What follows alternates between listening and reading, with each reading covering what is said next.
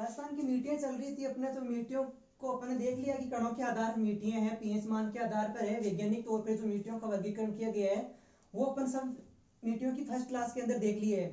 तो अब जो मिट्टियों से संबंधित जो समस्याएं हैं कि मिट्टियों से कौन कौन समस्याएं अपने सामने आती है, तो वो समस्याएं आज इस क्लास में अपन देखेंगे। तो देखो मिट्टियों की से संबंधित समस्याएं कौन कौन सी है। टॉपिक रहेगा अपना मिट्टियों से आज कौन सा, कि मिट्टियों की समस्याएं, ठीक है ना। मृदा की समस्याएं, ठीक है। देखते हैं मृदा की समस्याएं कौन कौन सी है, कि मृदा से संबंधित जो समस्या है उसको देखना। तो देखो पहली समस्या देखो, आप पहली समस्या देखो मृदा समस्या, यह समस्या है सेम समस्या, ठीक है ना। सबसे इंपॉर्टेंट समस्या है, नाम भी सुना होगा आपने, सेम समस्या। सेम समस्या, इसके बारे में देखो सेम समस्या क्या है। जो ये सेम समस्या है, आपका नाम तो सुन रखा है, देखना जो ये समस्या है ना, ये समस्या को देखो अब और अन्य नाम से भी जानने लगे हैं, इसको और भी नाम दे से पूछते हैं क्वेश्चन। सेम समस्या न देकर के वो और नाम भी दे सकता है। देखो वो क्या है, जल आदित्य की समस्या, जल आदित्य की समस्या, ठीक है। इसी सेम समस्या का नाम है क्या, जल आदित्य की समस्या, या आप इसे बोल सकते हो जल उत्प्लावन की समस्या, जल उत्प्लावन की समस्या, ठीक है ना। जल प्लावन की समस्या, ठीक है ना, जल प्लावन की समस्या, प्लावन प्लावन की समस्या, इस नाम से भी को जानते हैं। और देखना इसको किस नाम से बोलते हैं सेम समस्या को ही, जल भराव की समस्या, जल भराव की समस्या, और इसको कहते हैं दलदल की समस्या, ठीक है, दलदल की समस्या, ठीक है।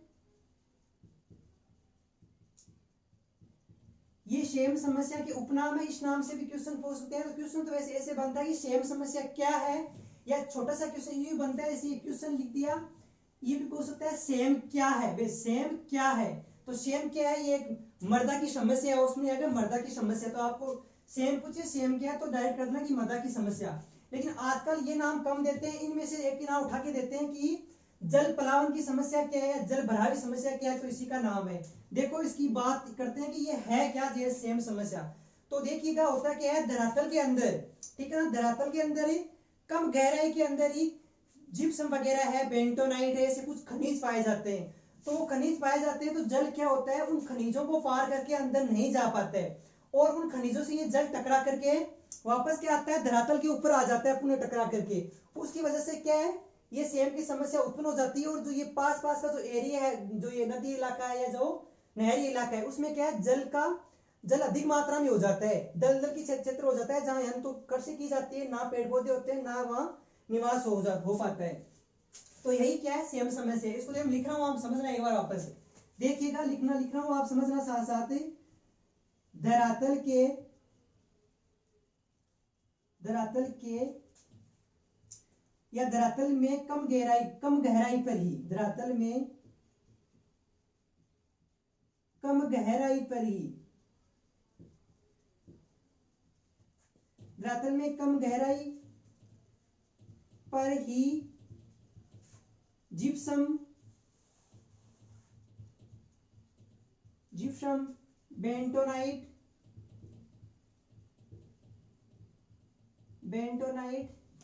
आदि खनिज पाए जाते हैं, आदि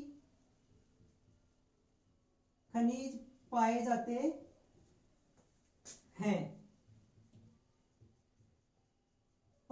हैं, ठीक है ना। जिसके कारण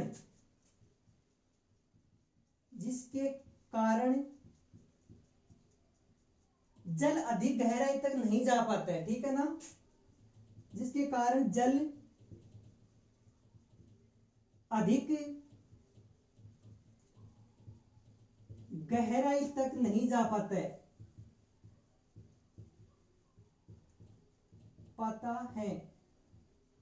और ठीक है ना, अधिक गहराई तक नहीं जा पाता है और जल इन जो ये खनिज है जिप्सम और बेंटोनाइट जैसे खनिज है तो इनसे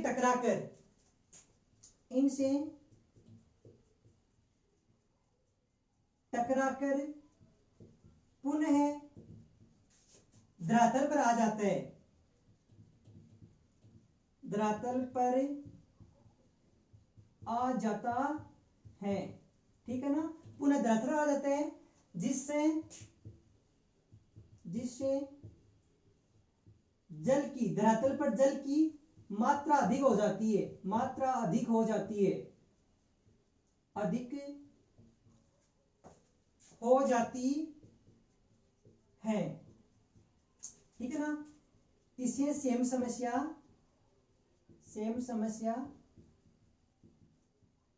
कहते हैं। बस ये इसकी क्या डेफिनेशन है किसकी, सेम समस्या की। क्या है कि धरातल में कम गहराई पर ही जिप्सम बेंटोनाइट आदि खनिज पाए जाते हैं, जिसके कारण क्या होता है वो जल है ना वो जमीन के अंदर गहरे तक नहीं पहुंच पाता है और इन खनिजों से जल टकरा करके पुनः धरातल के ऊपर आ जाता है और धरातल पर पुनः जल आने के कारण धरातल जल की मात्रा अधिक हो जाती है, ठीक है ना, जिससे क्या है सेम समस्या उत्पन्न हो जाती है। देखना जो ये सेम समस्या है तो सेम समस्या से मतलब ये सेम समस्या किसके कारण ज्यादा प्रभाव में है, तो देखना मतलब ये सेम समस्या मतलब किसके कारण ज्यादा उत्तरदायी है, तो देखना सेम समस्या के लिए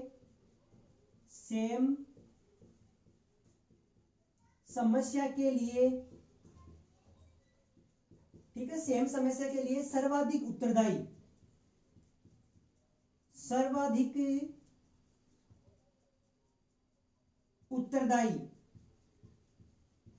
तो आपको पूछे ना कि सेम समस्या के लिए सर्वाधिक उत्तरदायी कौन सी नहर या कौन है, तो उत्तरदायी है इंदिरा गांधी नहर, इंदिरा गांधी नहर, ठीक है ना। इंदिरा गांधी नहर सेम समस्या के लिए सर्वाधिक उत्तरदायी है।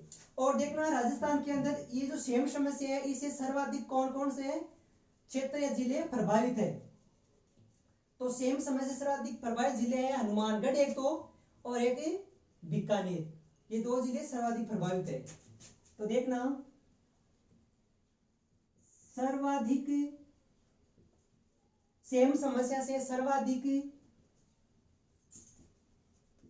प्रभावित जिले, बस डायरेक्ट ध्यान रखना है, मतलब सेम समस्या से सर्वाधिक प्रभावित जिले कौन से हैं, एक तो है हनुमानगढ़ और एक है बीकानेर, ये दो जिले सेम समस्या से सर्वाधिक प्रभावित है, ठीक है, ये आपको ध्यान रखना है। आगे देखो यह क्या जो ये सेम समस्या है ना ये हनुमानगढ़ के दो तहसील है, दो गांव है वो ज्यादा प्रभावित है, तो देखना हनुमानगढ़ के दिखाई दे रहे नीचे, हनुमानगढ़ के, ठीक है, हनुमानगढ़ के रावतसर बड़ोतल, तो हनुमानगढ़ के रावतसर और बड़ोतल, ठीक है, गांव सर्वाधिक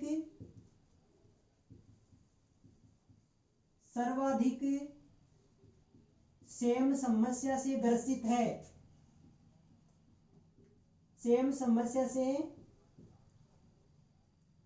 ग्रसित है, बस ये आपको ध्यान रखना है। गांव पूछे तो रावतसर और बड़ोतल दोनों किस जिले के, हनुमानगढ़ जिले के, जो सेम समस्या सर्वाधिक ग्रसित है, और जिले पूछे तो हनुमानगढ़ और बीकानेर दो जिले पर ये सेम समस्या ज्यादा प्रभावित है। इंदिरा गांधी जो नहर है ये उत्तरदायी है किसके लिए, सेम समस्या के लिए, और ये इनके उपनाम है।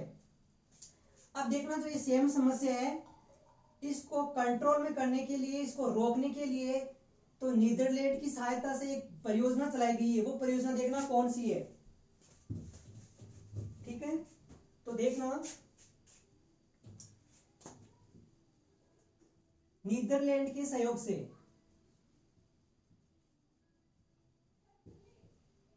नीदरलैंड की इंडो डच, ठीक है ना। नीदरलैंड की इंडो डच एक है योजना, मतलब तो नीदरलैंड के सहयोग से, नीदरलैंड के सहयोग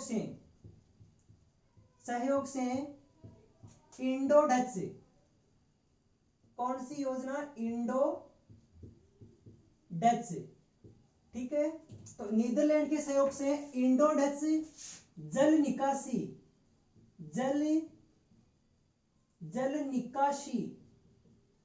ठीक है, जल निकासी परियोजना चलाई गई या चलाई जा रही है। ये बात भी आपको सेम समस्या के बारे में इंदिरा गांधी नहर से संबंधित ध्यान रखना है। इंदिरा गांधी नहर के पास नीदरलैंड जो देश है, इसके सहयोग से इंडो डच जल निकासी परियोजना चलाई जा रही है। ये है क्या, सेम समस्या। तो मृदा की एक समस्या हो चुकी है, इंपॉर्टेंट कौन सी, सेम समस्या। अब देखते हैं अपन दूसरी समस्या मृदा संबंधित कौन सी है, ठीक है। तो दूसरी समस्या है मृदा अपरदन, ठीक है। मृदा अपरदन भी क्या एक समस्या है मृदा की। तो देखो दूसरी समस्या, एक तो हो चुकी है, दूसरी समस्या देखो कौन सी समस्या है, मृदा अपरदन समस्या। देखना ये समस्या क्या है। जो ये मृदा अपरदन समस्या होता क्या है, मृदा की ऊपरी जो उपजाऊ मिट्टी है, जो उपजाऊ जो परत है, वो क्या है, वायु के द्वारा हट जाती है, वायु के द्वारा वो अपना स्थान बदल लेती है, वही क्या है, मृदा की समस्या है। तो आप इसके बारे में लिख सकते हो, मृदा की ऊपरी उपजाऊ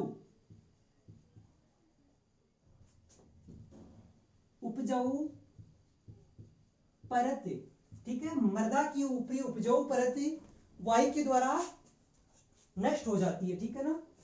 उपजाऊ परत वायु के द्वारा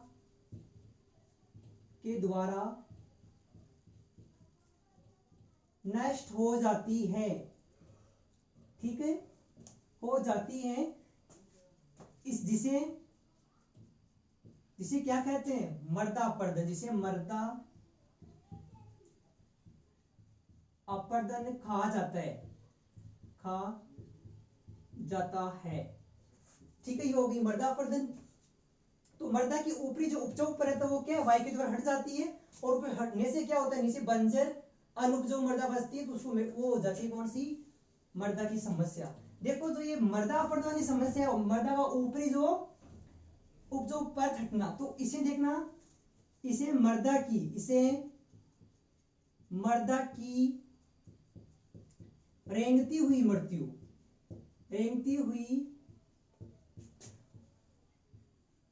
मृत्यु कहा जाता है,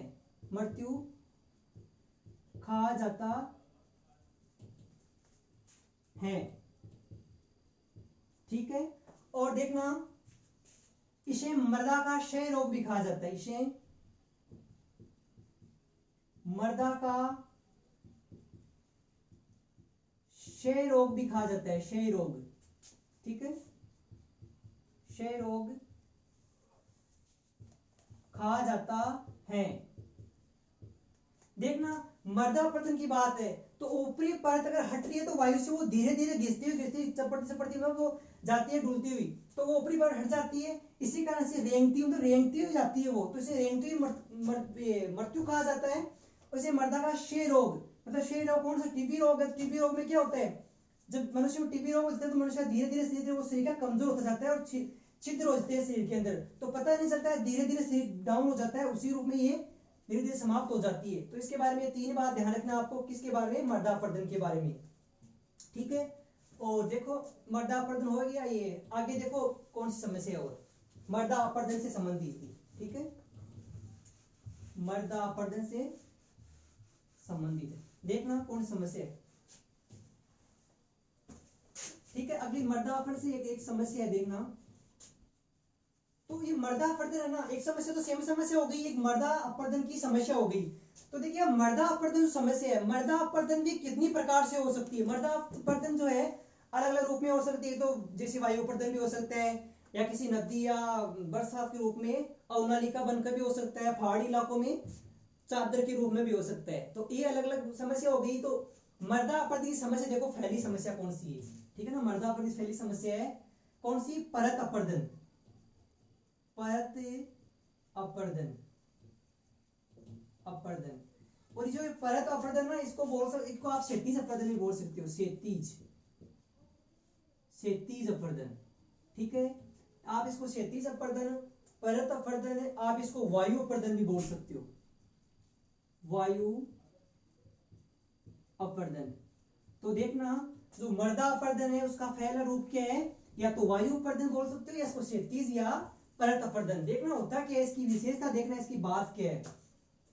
तो ये परत अपरदन है, तो देखना वायु के द्वारा मर्दा की ऊपरी जो परत है, ठीक है ना, मर्दा की जो ऊपरी परत है वो वायु के द्वारा क्या हो जाती है, नष्ट हो जाती है। तो वही क्या है, परत अपरदन है। तो देखना मर्दा की ऊपरी परत, ऊपरी परत वायु के द्वारा, वायु के द्वारा द्वारा नष्ट हो जाती है, नष्ट हो जाती है, जाती है, ठीक है। मर्दा की जो परत, ऊपरी वाली परत है, वो किसके, वायु के द्वारा क्या हो जाती है, नष्ट हो जाती है, ठीक है। ये उसके बारे में ध्यान रखना है। तो मर्दा की ऊपरी परत वायु जो नष्ट हो जाती है वो कौन सी, क्षैतिज या वायु अपरदन हो गई। देखना ये जो परत अपरदन ये सर्वाधिक कहां होता है, तो ये सर्वाधिक, ये सर्वाधिक, ठीक है। सर्वाधिक कहां होता है, मरुस्थल में होता है, और मरुस्थल में सर्वाधिक फरवाई जिला है जैसलमेर, ठीक है ना। तो ये सर्वाधिक जैसलमेर में होती है, ठीक है। ये वायु प्रदूषण सर्वाधिक जैसलमेर की होती है, वहीं सर्वाधिक आंधियां तूफान चलते हैं, तो सर्वाधिक होती है जैसलमेर के अंदर। ये बात आपको ध्यान रखना है। तो ये दो बातें ध्यान रखनी है आपको इसके बारे में, वायु प्रदूषण के बारे में। दूसरा प्रदूषण देखो आप, मर्दा का दूसरा देखो रूप, ठीक है, वो है अवनालिका अपर्दन, अवनालिका अपर्दन, ठीक है। अवनालिका अपर्दन, या इसको बोल सकते हैं आप लंबवत, लंबवत अपर्दन, लंबवत अपर्दन। देखना इसके बारे में, देखना ये कौन सा अपर्दन है, ये किस रूप में होता है। देखना नदियों के द्वारा होता क्या है, जल के द्वारा या नदियों के द्वारा या वर्षा के जल के द्वारा मिट्टी का कटाव करके गहरे गड्ढे बना लिए जाते हैं, ठीक है ना, गहरे गड्ढे बना लिए जाते हैं, उन्हें क्या कहते हैं, अवनालिका अपर्दन। तो देखना वर्षा के जल के द्वारा या नदियों के द्वारा, ये बोल सकते हो आप, ठीक है ना। तो जल के द्वारा, सीधा देखो, जल के द्वारा, जल के द्वारा मर्दा का कटाव करके, कटाव करके गहरे गहरे गड्ढे, ठीक है ना, गहरे गड्ढे, गुफाएं, गुफाएं, अवनालिका, अवनालिका, ठीक है, गहरे गड्ढे, गुफाएं, अवनालिका, और ये बना लेती है कौन, मर्दा का कटाव करके, नदियां समझो आप, वर्षा का जल समझो, वो क्या है, कटाव करके गुफाएं बना लेती है, ठीक है ना। तो इन गुफाओं अवनालिकाओं को बीहड़, बीहड़ या डांग, ठीक है, डांग क्षेत्र कहा जाता है, ठीक है, डांग कहा जाता है, जाता है। और देखना अवनालिका अपर्दन के लिए सर्वाधिक उपयुक्त नदी कौन सी है, चंबल नदी। तो देखना चंबल नदी, चंबल नदी अवनालिका अपर्दन के लिए, अवनालिका अपर्दन मतलब चंबल नदी अवनालिका अपर्दन सर्वाधिक करती है, ठीक है ना, सर्वाधिक करती है, सर्वाधिक क्या करती है, अवनालिका अपर्दन करती कौन सी, चंबल नदी करती है। तो आप पूछे ना कि अवनालिका अपर्दन करने के लिए कौन सी नदी उत्तरदायी है, तो कौन सी है, चंबल नदी। इसके बारे में आपको ध्यान रखना है। तो ये कौन सा अपर्दन है, अवनालिका अपर्दन, ठीक है। और देखो कौन सा अपर्दन, वायु अपर्दन की समस्या के अंदर, ठीक है। ये दो तो हो गया, परत अपर्दन या क्षैतिज अपर्दन या अवनालिका अपर्दन, दो तो अपर्दन तो ये हो गई है। और देखो कौन सा अपर्दन है, ठीक है, ठीक है। तो ये अवनालिका अपर्दन में होता है कि जल के द्वारा देखो मृदा का कटाव हो रहा है, तो मृदा का जो कटाव करके, ठीक है ना, मृदा कटाव हो रहा है, उसी को क्या बोलते हैं, अवनालिका अपर्दन बोलते हैं। और आप यूं भी बोल सकते हो, तो देखिए चंबल नदी के द्वारा, ठीक है, चंबल नदी के द्वारा मृदा का कटाव करके गहरे गड्ढे, गुफाएं, अवनालिका जो बनाई जाती है, उसे क्या भीड़ या ढांग क्षेत्र कहा जाता है। ये आपको ध्यान रखना है, इतना समझ के रखना, आप यहीं से क्वेश्चन बन जाएगा, क्लियर हो जाएगा आपका। देखो वायु अपर्दन का लास्ट अपर्दन कौन सा है, वायु का लास्ट अपर्दन एक और इम्पोर्टेंट भी है, ठीक है, लास्ट भी है और इम्पोर्टेंट, देखना कौन सा है, वो है चादरी अपर्दन। चादरी अपर्दन, ठीक है। जो चादरी अपर्दन, इसके बारे में देखो, चादरी अपर्दन क्या है, देखना। चादरी अपर्दन में क्या होता है, तो ये पहाड़ी इलाके होते हैं ना, पहाड़ी इलाकों में क्या, वर्षा के जल के साथ वहां की जो मिट्टी है वो बहकर नीचे आ जाती है, ठीक है ना, वही कौन सा अपर्दन हो गया, चादरी अपर्दन हो गया। और चादरी अपर्दन जो यहाँ पहाड़ी इलाका संवेदक है, राजस्थान में जो राजसमंद है और इधर सिरोही है, इन दो जिलों में क्या ज्यादा ही पहाड़ी इलाका है, तो यहाँ पे चादरी अपर्दन सर्वाधिक होता है। और चादरी अपर्दन रोकने के लिए देखो सीढ़ी नुमा जो कर्सी है, ये समोचे कर्सी है, ये करके इसको रोका जा सकता है। तो ये इनकी तीन बातें लिख रहा हूं यहाँ पे, देखना। पहाड़ी भागों में, पहाड़ी भागों में वर्षा के जल के द्वारा,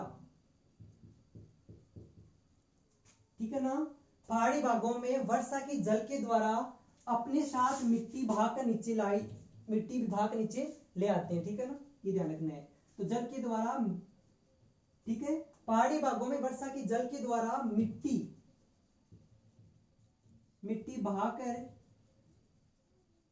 बहाकर नीचे आ जाती है,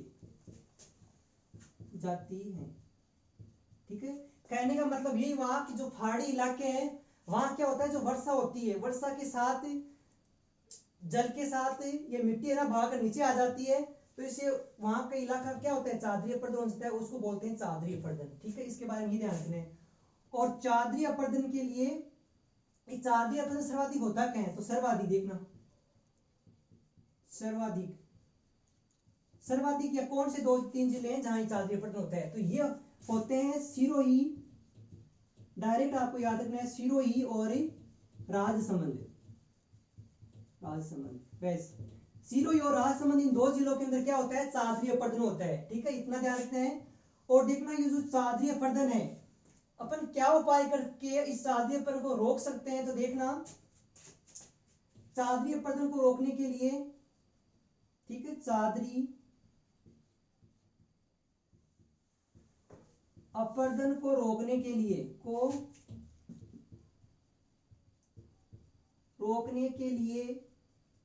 ठीक है, चादरी अपर्दन को रोकने के लिए सीढ़ी नुमा कर्सी, कौन सी कर्सी, सीढ़ी नुमा कर्सी, ठीक है ना, सीढ़ी नुमा कर्सी करके, और कौन सी कर्सी, और अपन समोच्चे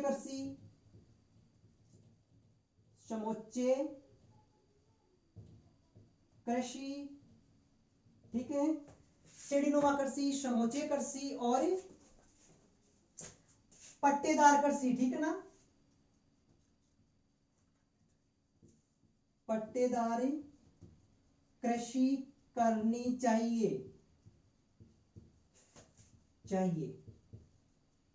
बस ये कौन सा हो गया, चादरी अपर्दन। चादरी अपर्दन रोकने के लिए बस उपाय ये, एक तो सीढ़ी नुमा कृषि करो, समुच्चय कृषि करके आप रोक सकते हो इसको, और पट्टेदार जो कृषि है वो आकर के आप चादरी अपर्दन रोक सकते हो। और सिरोही और राजसमंद से दो जिले प्रभावित हैं, और इस रूप में बताई दिए ये होता है ये। ठीक है ना। ये हो गई मृदा अपरदन की समस्या, कौन कौन सी, सेम समस्या। और वायु अपरदन में कौन सी अपरदन हो गई, एक तो सॉरी मृदा अपरदन में कौन कौन सी हो गई, एक तो वायु अपरदन हो गया, उसको क्या बोल सकते हैं आप, क्षैतिज अपरदन, या और दूसरा कौन सा हो गया चांद्रीय अपरदन, और एक कौन सा हो गया अवनालिका अपरदन। ये तीन अपरदन कौन से हैं, वायु अपरदन है एक समस्या, सेम समस्या है। वैसे ये मृदा की समस्याएं हैं। अब देखो आगे, अब आगे अपन देखेंगे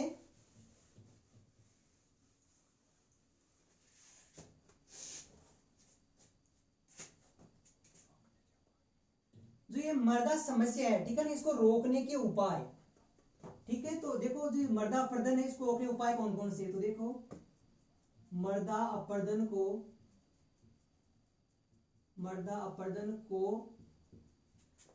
रोकने के उपाय, देखो आप रोकने के उपाय देखो कौन कौन से है, क्या उपाय करके अपने मृदा अपरदन को रोक सकते हैं। देखो कौन कौन से उपाय, एक नंबर उपाय देखो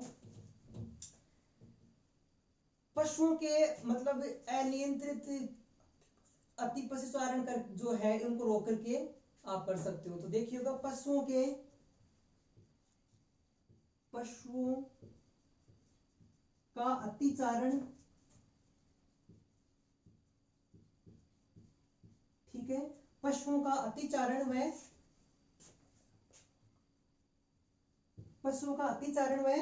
अनियंत्रित, ठीक है ना, पशुओं का अतिचारण व अनियंत्रित, ठीक है, अनियंत्रित करके, मतलब पशुओं को कहने मतलब ये पशुओं को अपन अगर चराएंगे मृदा ऊपर उसको, ठीक है ना, घुमाएंगे फिराएंगे तो क्या है, मृदा का अपरदन तो होता ही है। तो उसकी जो अनियंत्रित पशुचारण है उसको रोक के अपन मृदा को बचा सकते हैं। ये तो ये ध्यान रखना है। वनों की कटाई पर रोक, वनों की कटाई पर रोक, ठीक है, वनों की कटाई पर रोक लगा करके अपन मृदा को बचा सकते हैं। और तीसरा उपाय देखो इसका, कृषि के अवैज्ञानिक तरीकों पर रोक, ठीक है। तो देखो कृषि के अवैज्ञानिक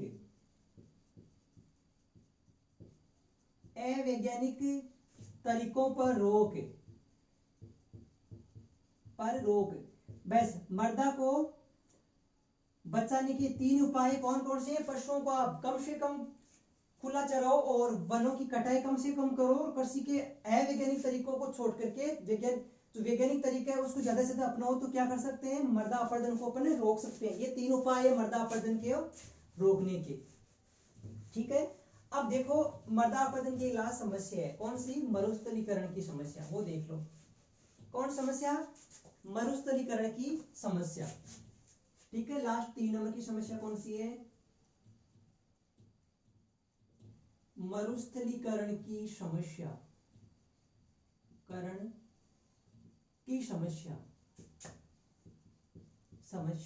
तो ध्यान आ रहा है कि मरुस्थल का नाम आया तो मरुस्थल के अंदर ही होगा, राजस्थान के पश्चिमी इलाके में। तो देखना मरुस्थलीकरण से सर्वाधिक प्रभावित जिला, सबसे पहले बात तो ये ध्यान रखना है। तो देखिएगा मरुस्थलीकरण से सर्वाधिक प्रभावित जिला, ठीक है ना, मरुस्थलीकरण से प्रभावित जिला है सर्वाधिक प्रभावित जिला। तो प्रभावित जिला कौन सा है, जिला, तो मरुस्थल का नाम आ रहा है तो मरुस्थल का सबसे सुनहरा जिला कौन सा है, जैसलमेर, ये तो जैसलमेर। तो मरुस्थलीकरण से सर्वाधिक प्रभावित जिला जैसलमेर है। और आपको जिला पूछे और जिला ने पूछ के क्या पूछे, स्थान पूछे, तो देखो मरुस्थलीकरण, ठीक है, मरुस्थलीकरण से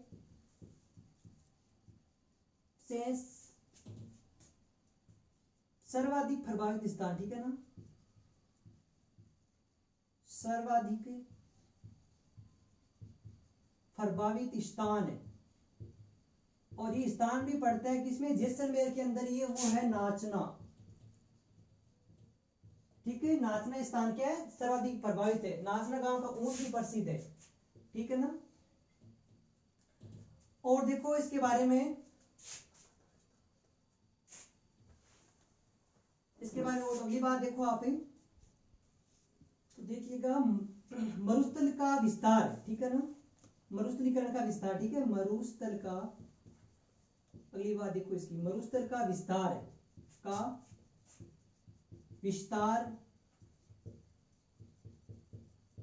लगातार बढ़ता जा रहा है। देखना, सुनना एक बार पहले, होता क्या है, मरुस्थल का विस्तार लगातार पूर्व की ओर बढ़ता जा रहा है, ठीक है ना, तो मरुस्थल का विस्तार लगातार बढ़ता जा रहा है और क्या है, अरावली, लेकिन अरावली पर्वतमाला होने के कारण मरुस्थल का विस्तार पूर्व की ओर नहीं बढ़ पाता है। लेकिन हो क्या है, जो अजमेर की जो कटी फटी वो पहाड़ी है पुष्कर के आसपास में, अजमेर के आसपास में, वहां वो जो वायु घाटी है, उन वायु घाटियों से क्या होता है, कुछ जो ये वायु है, वायु अपर्दन से क्या होता है, मरुस्थल उधर पूर्व की ओर आ जाता है, तो उसी कारण आ जाता है। लेकिन अरावली पर्वतमाला इसका कुछ बचाव करती है। देखना, मरुस्थल का विस्तार लगातार बढ़ता जा रहा है, लेकिन अरावली पर्वतमाला के कारण, अरावली पर्वतमाला के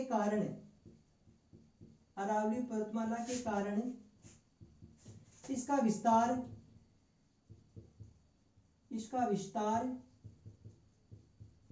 पूर्व में नहीं हो पाया, ठीक है, परंतु या लेकिन अजमेर के आसपास की पहाड़ियां, ठीक है ना, अजमेर के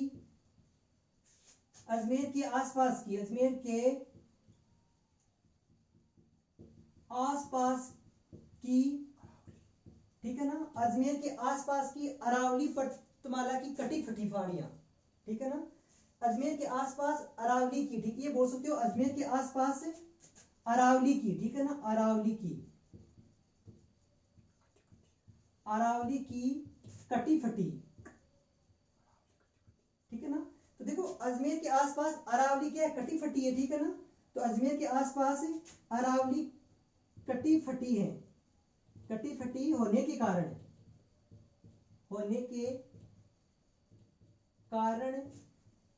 इन वायु घाटियों से,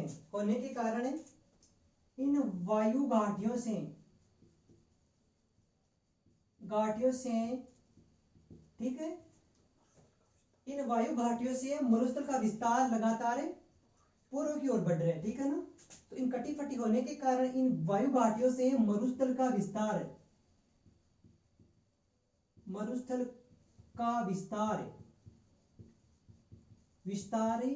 पूर्व की ओर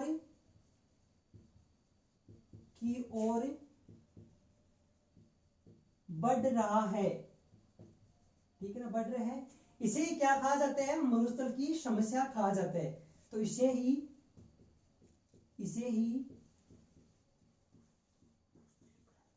मरुस्थलीकरण की समस्या कहा जाता है। ये हो गई अपनी कौन सी समस्या, मरुस्थलीकरण की समस्या। तो देखना, प्रभावित सर्वाधिक जिला तो जैसलमेर है, और मरुस्थल से सर्वाधिक स्थान पूछे तो कौन सा हो गया, नासना स्थान है, और मरुस्थल का विस्तार लगातार बढ़ता जा रहा है। लेकिन होता क्या, अरावली पर्वतमाला के इसका विस्तार पूर्व में नहीं, अरावली पर्वतमाला के कारण इसका विस्तार पूर्व में नहीं हो पाया। लेकिन अजमेर के आसपास जो अरावली पर्वतमाला कटी फटी है, ठीक है ना, कटी फटी होने के कारण इन वायु घाटियों से मरुस्थल विस्तार पूर्व की ओर बढ़ता जा रहा है। इसे क्या, मरुस्थलीकरण की समस्या कहा जाता है। ये हो गई अपनी कौन सी, राजस्थान की मिट्टियां कंप्लीट हो चुकी है, मिट्टियां बता दी और मृदा की समस्याएं। तो मिट्टियों की फर्स्ट क्लास में चर्चा कर ली अपन ने, और आज की क्लास में मृदा की समस्या हो गई है। तो ये हो गई अपनी राजस्थान की मिट्टियां। Thank you.